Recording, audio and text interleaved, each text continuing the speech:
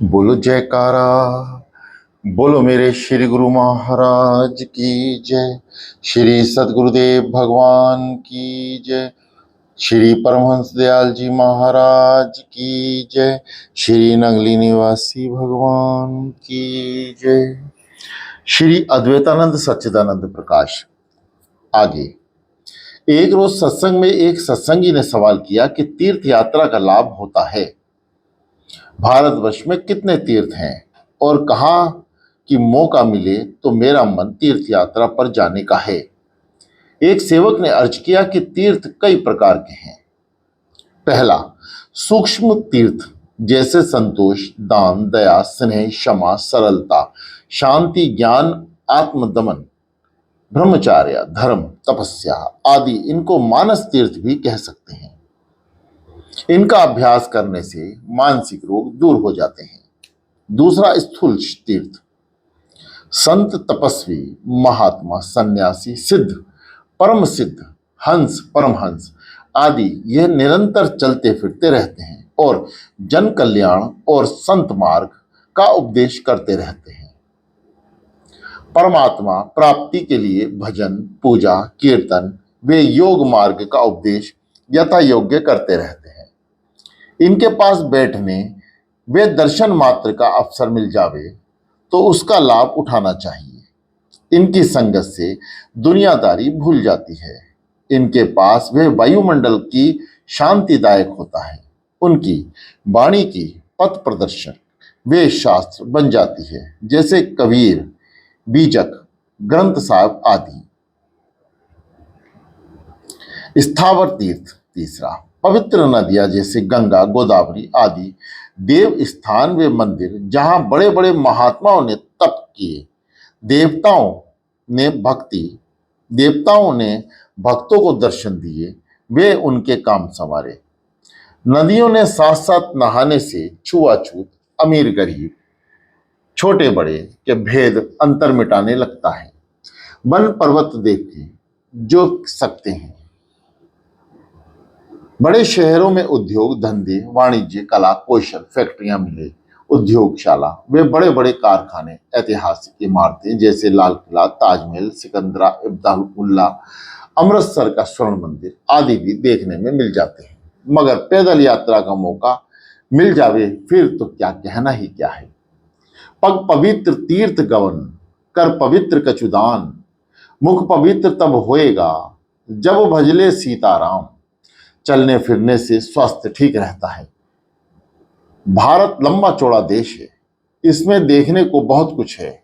गोया अति बौद्धिक, अति वैदिक व आध्यात्मिक, तीनों प्रकार का लाभ प्राप्त हो जाता है। फिर बौद्ध जैन श्रद्धालुओं को तो मानसिक व आत्मिक लाभ भी प्राप्त हो सकता है। सनातन धर्म में विशाल मंदिर जैसे वृंदावन में रंगजी व लालाजी बाबूजी मंदिर, दक्षिणा में मथुरा, चित्रनापली आदि सैकड़ों स्थान हैं। सनातन धर्म के अनेक प्रतिष्ठित तीर्थ स्थल हैं। आगे एक व्यक्ति ने सवाल किया कि क्या आपा भूल जाने से मनुष्य पूर्ण हो जाता है? श्री महाराज जी ने फरमाया, पवित्र होने से पूर्ण होता है।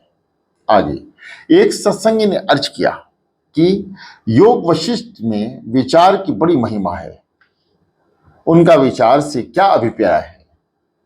श्री महाराज जी ने फरमाया कि विचार यह होना चाहिए कि संसार क्या है, हम क्या हैं, इस नाम व रूप के संसार में हम क्यों आए हैं, इसमें हमको क्या करना है, यह जीवन हमको क्यों मिला है, हमको यहां यात्री या मुसाफिर बनकर रहना है। हमारा असली स्थान यह है कि जहां से हम सब आए हैं, हम जीवन मरण के न्यारे या ऊपर हैं। इस स्थूल शरीर से मिटने से भी अपना मिटना मान लेना या समझ लेना भूल व अज्ञान है, आदि आदि। आगे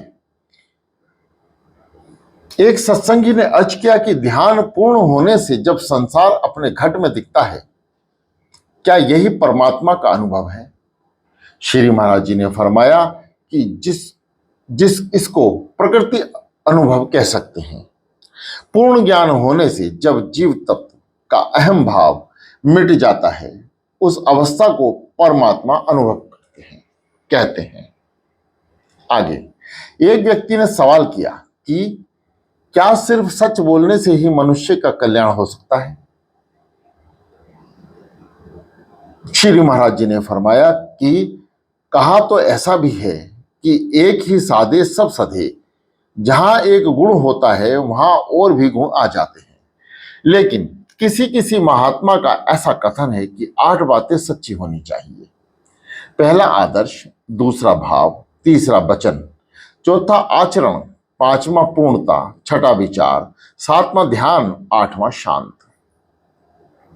आगे एक रोज सत्संग में फरमाया गया कि जो राजा स्थिति, लाभ हानि खजाना, देश तथा दंड आदि की मात्रा को नहीं जानता और धर्म अर्थ के काम में दत्तचित्त नहीं रहता, वह राज्य की स्थिति नहीं रह सकता, वह राज्य स्थित नहीं रह सकता।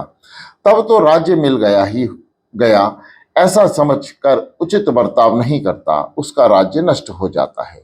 जैसे बुलबुल और भौरा फूलों के रक्षा करके ही उनके रूप और रस का आनंद उठाते हैं, उसी प्रकार राजा भी प्रजा को कष्ट दिए बिना उनसे धन ले। जैसे माली एक एक फूल तोड़ता है, पौधे की जड़ नहीं काटता, उसी प्रकार प्रजा की रक्षा करते हुए उनसे कर टैक्स ले। जो राजा नेत्र, मन, वाणी और कर्म से प्रजा को प्रसन्न करता है, उसका राज्य स्थिर होता है। गोए गंध से, ब्राह्मण वेदों से, साधारण लोग आंखों से, राजा जासूसों द्वारा देखते हैं। राजा का बल सेना है। जिस राजा ने अपने मन और इंद्रियों को नहीं जीता है, वह मंत्रियों को नहीं जीत सकता। जिसने मंत्रियों को नहीं जीता, वह शत्रु को नहीं जीत सकता। बिना मंत्रियों की सलाह के लिए अकेला ही किसी महान कार्य को या कैसे निश्चय करे। मंत्री राजा के सहायक होते हैं। जिस राजा को गुप्त मंत्र कार्य होने से पहले खुल जाता है, वह राज्य और प्रजा को नष्ट कर देता है। जैसे जहाज से सुखपूर्वक समुद्र पार करते हैं, उसी प्रकार सत्य और धर्म के राज्य ठीक चलता है। धर्मेण हत्यन्ते व्याधि, धर्मेण हत्यन्ते ग्रहा, धर्मेंद्र हत्यन्ते शत्रु यतो धर्मस्तो जयहा। जो नर डरह राखे धर्म को तह राखे करताग। राजा उत्तम, मध्य, उधम 3 प्रकार के उपाय जानता है। जो राजा आपत्ति पड़ने पर घबराता नहीं और सावधानी से उद्योग का आश्रय लेता है, उसके शत्रु हारते हैं। देश के व्यवहार, लोकाचार, जातियों के धर्म, उत्तम अधम व विवेक, कर्म का प्रयोजन, परिणाम, अपनी उन्नति का विचार, देश और प्रजा की स्थिति का अंदाजा करके राजा काम आरंभ करने या ना करने का निश्चय करे। जो लाभ हानि कोष, देश और दंड आदि की मात्रा को नहीं जानता, वह राज्य की स्थित नहीं रह सकता। भौरा लकड़ी में छेद कर देता है, पर फूलों की रक्षा करके उसका रस चखता है। उसी प्रकार राजा दुष्टों को दंड दे और सज्जन प्रजा को कष्ट दिए बिना ही उससे धन ले। कोष आदि आवश्यक कार्यों की स्वयं देखभाल करे। जिस राजा की प्रसन्नता का कोई फल ना हो और क्रोध भी व्यर्थ हो, उसको प्रजा स्वामी बनाना नहीं चाहती। जिस राजा से प्रजा ऐसे डरे जैसे सिंह से हिरण, उसको प्रजा त्याग देती है। राजा ऐसे उद्योग और धंधे जारी करे जिनका साधन छोटा हो और फल महान। राजा ऐसी कोमल दृष्टि से देखे जैसे आंखों से पी जाए। यह चुपचाप बैठे रहे तो भी प्रजा उससे अनुराग रखेगी। बाण शरीर से निकाला जा सकता है, उसका घाव भी भरा जाता है, परंतु कड़वे वचन का घाव नहीं भरता। राजा वृक्ष की भांति अच्छी तरह फूलने पर भी, यानी प्रसन्न रहने पर भी, फल से खाली रहे, यानी अधिक देने वाला ना हो। यदि फल देने वाला हो तो ऊपर उस पर चढ़ा ना जा सके, अर्थात पहुंच से बाहर रहे। कम शक्ति वाला होने पर भी अपने को शक्ति वाला प्रकट करे, ऐसा करने से वे नष्ट नहीं होता। राजा को चाहिए कि मन, वाणी, नेत्र और कर्म से प्रजा को प्रसन्न करे। अनुयायी राजा का राज ऐसे नष्ट हो जाता है जैसे बादल हवा से छिन्न भिन्न हो जाते हैं। उसकी राज्य भूमि आग पर रखे चमड़े की तरह संकुचित हो जाती है। सत्य से धर्म की रक्षा होती है, मेले वस्त्रों से स्त्री की रक्षा होती है। परस्पर से सज्जन पुरुषों द्वारा किए हुए धर्म का आचरण करने वाले राजा के राज्य पर पृथ्वी धन धान्य से पूर्ण होकर उन्नति को प्राप्त होती है। अन्न और फल स्वादिष्ट और बलवर्धक होते हैं। धर्म मूलक राज्य लक्ष्मी राजा को नहीं छोड़ती है। जो यत्न कर दूसरे का राज्य नष्ट करने को किया जाता है, वही अपने राज्य की रक्षा के लिए करना उचित है। राजा सारग्रही हो, निरर्थक, पागल और बालकों की भांति बोलने वालों से भी तत्व की बात ऐसे ग्रहण करे जैसे रेत व पत्थर में से सोना निकालते हैं। जैसे शिलाहरी एक एक दाना चुनते रहते हैं, उस प्रकार भावपूर्ण बातों और सत्य मार्गों का संग्रह करते रहें और उसमें शिक्षा ग्रहण करें। दुष्टों का बल हिंसा, राज्य का बल दंड, स्त्रियों का बल सेवा और गुणवानों का क्षमा है। जो राजा अपने बल को जानता है पर बेरी के बल को नहीं जानता, वह एक युद्ध जीते भी तो दूसरा हारेगा। जो एक अपने बल को जानता है, ना उसे बल को जानता है जिस प्रकार जानता है कि विजय प्राप्त करता है। अहंकार्य रहित, कायरता शून्य, जल्दी काम पूरा करने वाला, दयालु, शुद्ध हृदय, किसी के बहकाए में ना आने वाला, निरोग और उदार वचन वाला, इन 8 गुणों से युक्त मनुष्य को राजा दूत बनावे। एकांत स्थान जैसे पर्वत की चोटी, महल की छत, खुले जंगल में मंत्रण करनी चाहिए। धन की प्राप्ति और मंत्र की रक्षा का भार मंत्री को होता है। वह संधि, गृह, यान, शासन, द्वैत भाव और संश्रय गुणों को जाने बिना गुप्त मंत्रण सुनने का अधिकारी नहीं होता। जो राजा इन 6 बातों को जानता है, स्थिति, वृद्धि और ह्रास को जानता है, उसी के अधीन पृथ्वी रहती है। किसी को भी धोखा न देने वाला, चतुर, कृतज्ञ, बुद्धिमान, सरल स्वभाव राजा को खजाना खत्म होने पर भी सहायता मिल जाती है। जो राजा अपने आश्रितों में धन का ठीक ठीक बंटवारा ना करे और दुष्ट, कृतधन्य और निर्जल हो, वे त्याग देने योग्य है। नदी किनारे का वृक्ष, दूसरे के घर में जाने वाली स्त्री और मंत्री रहित राजा निसंदेह शीघ्र नष्ट हो जाते हैं।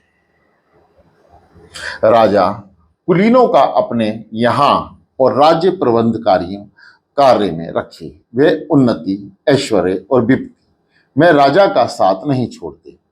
राष्ट्र के पापों को राजा के पापों को पुरोहित और शिष्य के पाप को गुरु भोगता है। राज्य का ना रहना अच्छा, परंतु दुष्ट राजा का होना अच्छा नहीं। प्रजा को सुख नहीं हो सकता।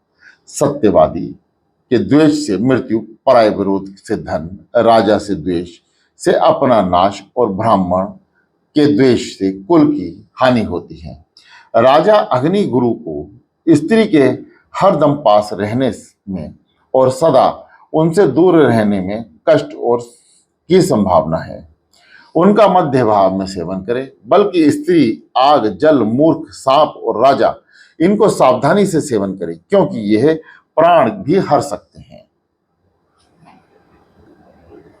आगे, एक रोज इरशाद हुआ कि पिता के घर में स्वतंत्र रहना, मेले तमाशे में जाना, पुरुषों के बीच ज्यादा उठना बैठना, किसी की रोक टोक ना मानना, विदेश में रहना, व्यभिचारिणी स्त्रियों के सत्संग से में रहना, जीविका का अभाव, माता का ना होना, पिता का बूढ़ा होना, प्रवास में रहना, शराब पीना, ये स्त्रियों के विनाश के कारण है। स्त्री को कभी स्वाधीन नहीं छोड़ना चाहिए।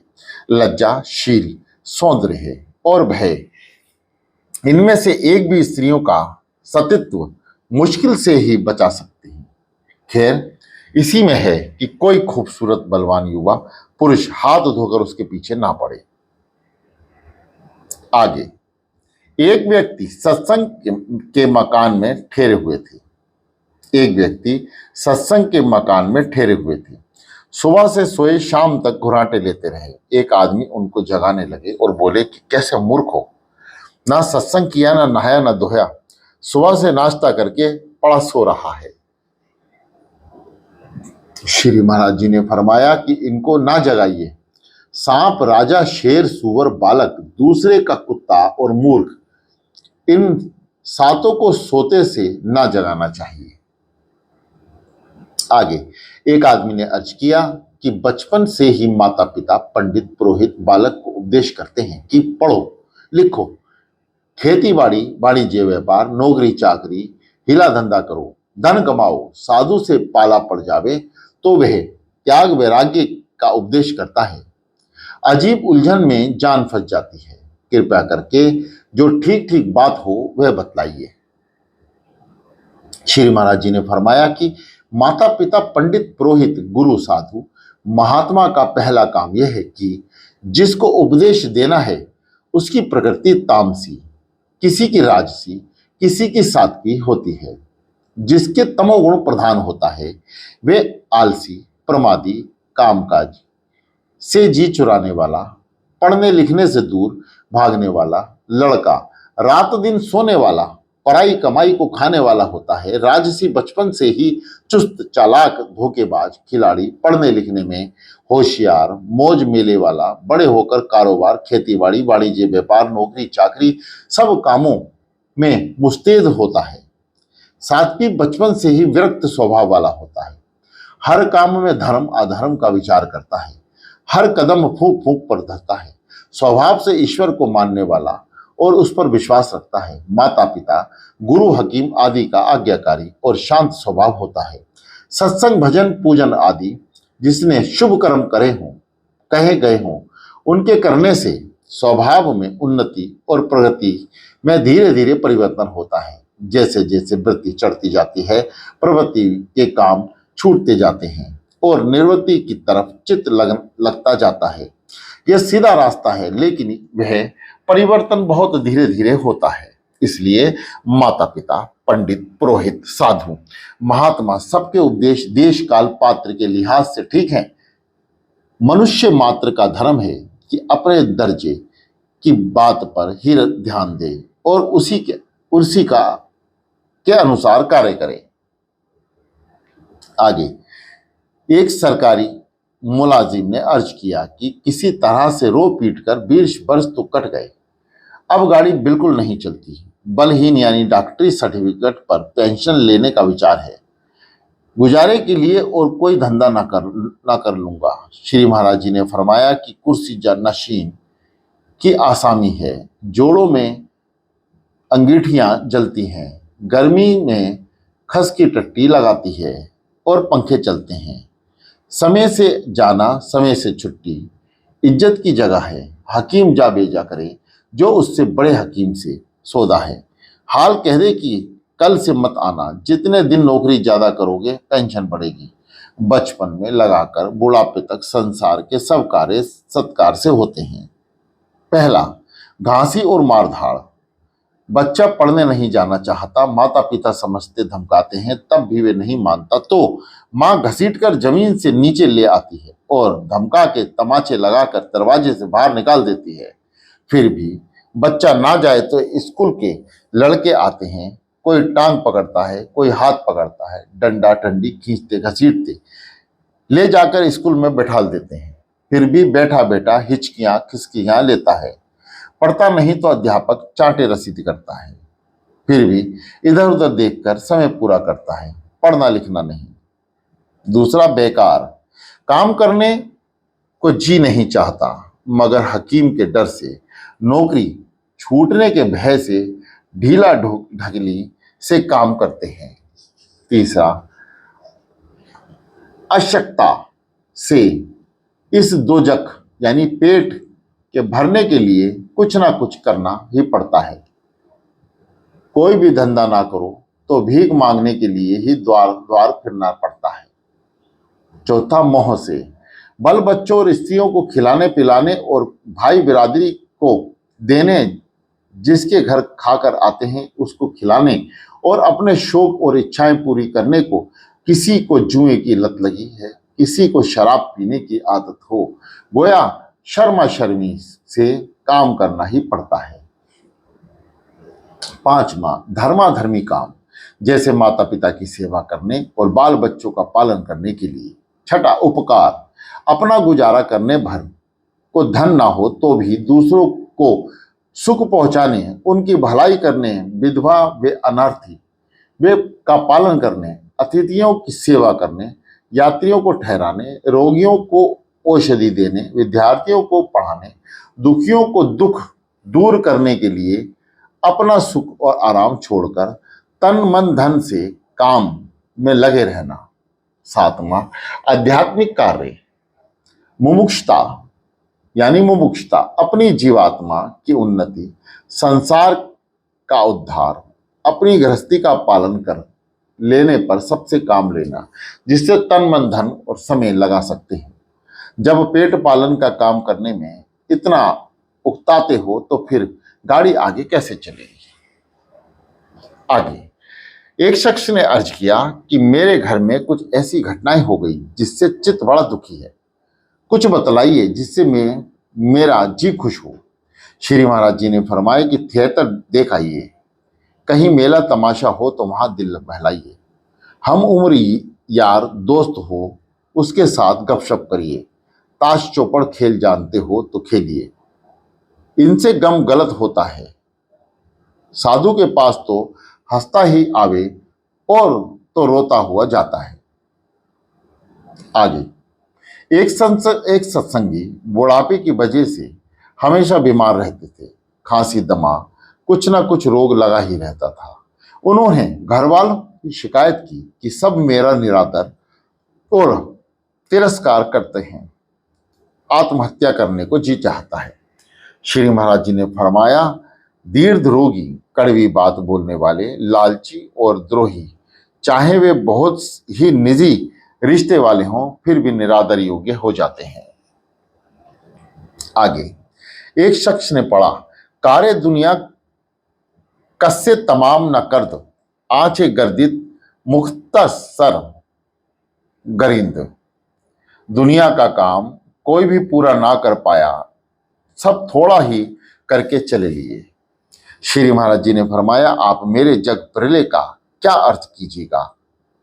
बात यह है कि मनुष्य ने जिन कामों को कार्य के लिए जन्म लिया है वह तो शुरू पूरा करेगा ही, वह तो जरूर पूरा करेगा ही, वह पूरा ना हो तो उसके जन्म लेने का लाभ ही क्या हुआ।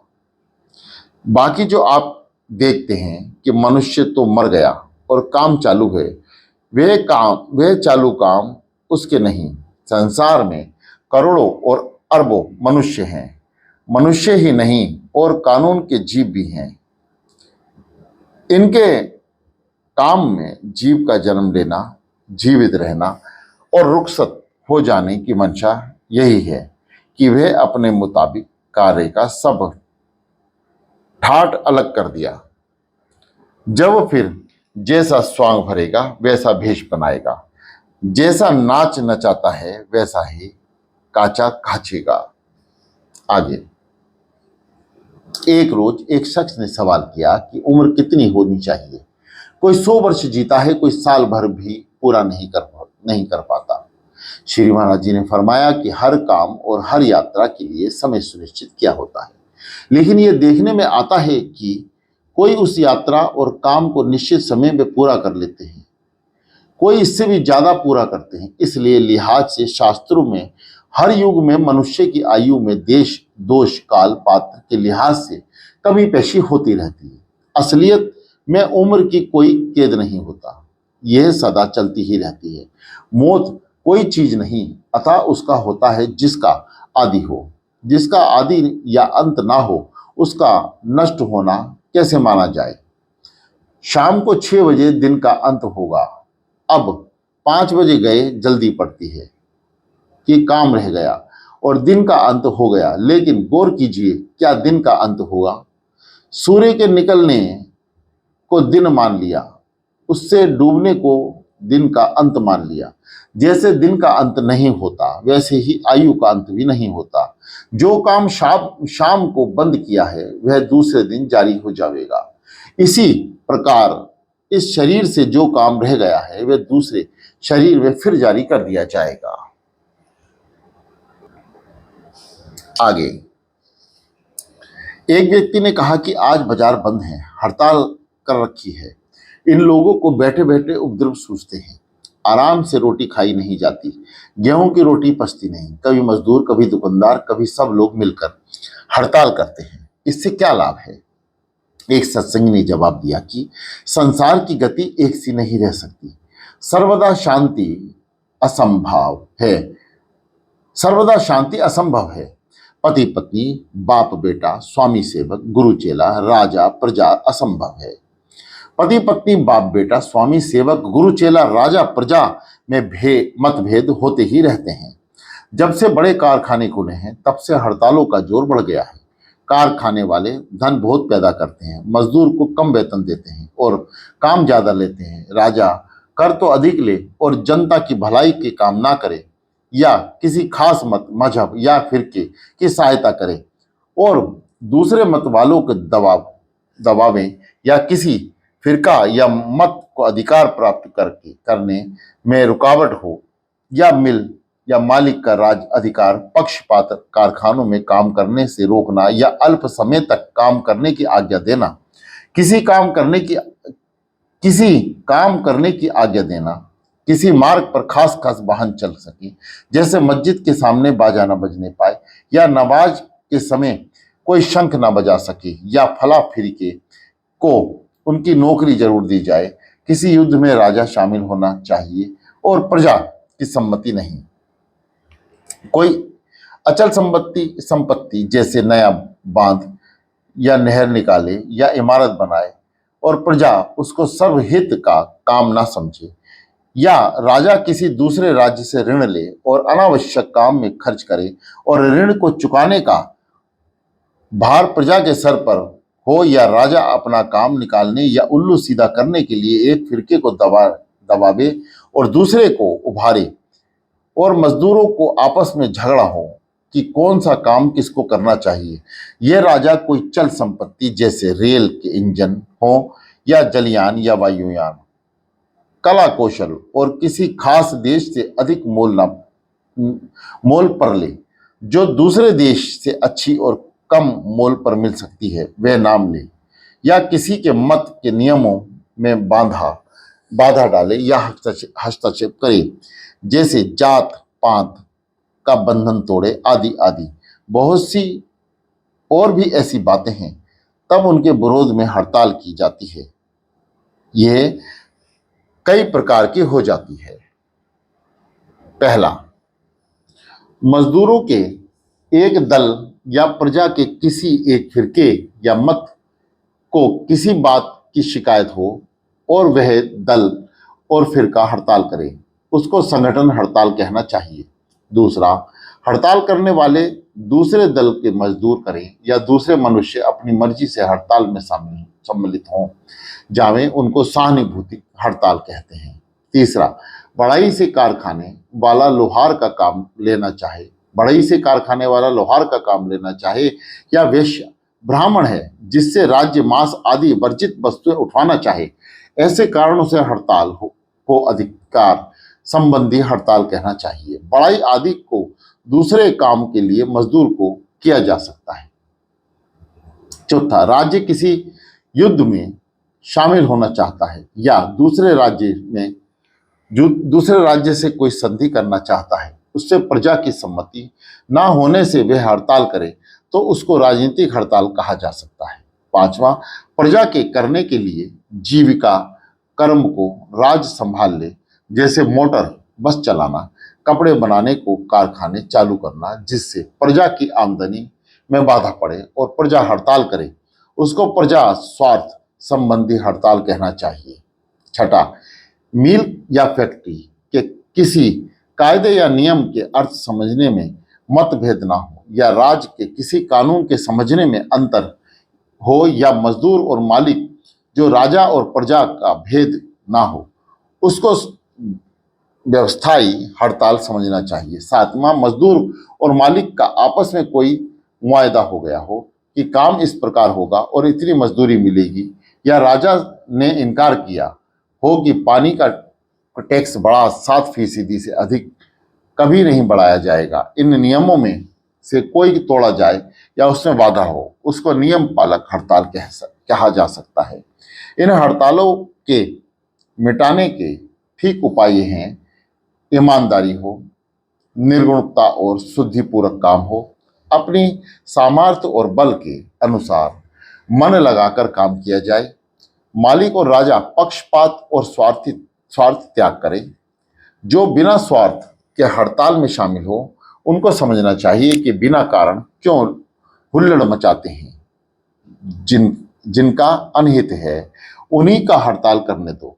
थोड़े मनुष्य को समझने और सीधे रास्ते पर लाने में कम यत्न करना पड़ता है।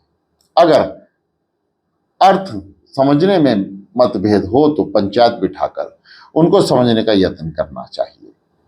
ठेके की शिकायतें, ठेके की शरारतों को भी पंचायत के सुपुर्द कर कहना चाहिए।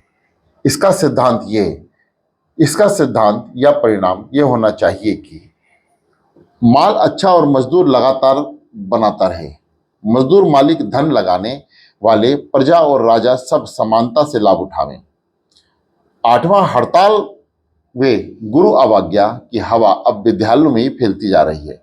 आमतौर से हर मनुष्य और खास तौर से स्त्रियों, बालकों, राज्य अधिकारियों और राजा में स्वाभाविक हट और जिद होती है और उनके अधीन होकर ये कानून के विपरीत कार्य करने पर शीघ्र उपस्थिति हो जाती है।